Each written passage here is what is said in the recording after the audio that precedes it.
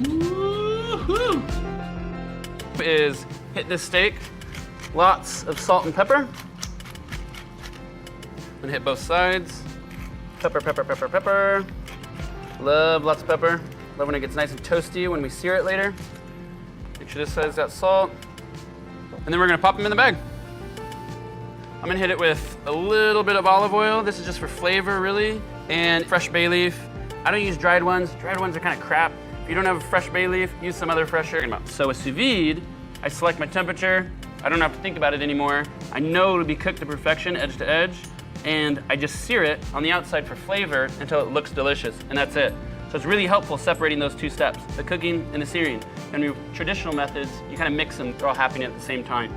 So I'm adding a little bit of butter, cook it all the way down until you don't have any more moisture in it. So this is the most straightforward way to finish your steak at home, I'd say. It can be a little bit smoky sometimes, a little bit greasy, a little messy, but it's worth the flavor. So to keep some of the splattering down and to help it sear evenly, I'm just gonna give it a little rotate here. Stir it around, that keeps the bottom getting nice fresh oil. Don't really wanna overcook it. You're just searing it, just for flavor. All right, I'm gonna give it a flip, take my bay leaf, flip that guy over. The deeper the crust, the deeper the complexity of that flavor, the more beefy the flavor is gonna be. I'm gonna call it good. Let's say we're done. A little bit of that good stuff. All right, our steak is finished.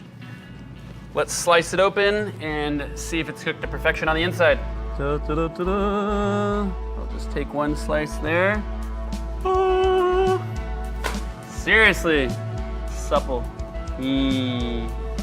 I'm gonna try a bite real quick. I'm not kidding about the it's gonna be waiting for you thing. Seriously. I love cooking steaks this way.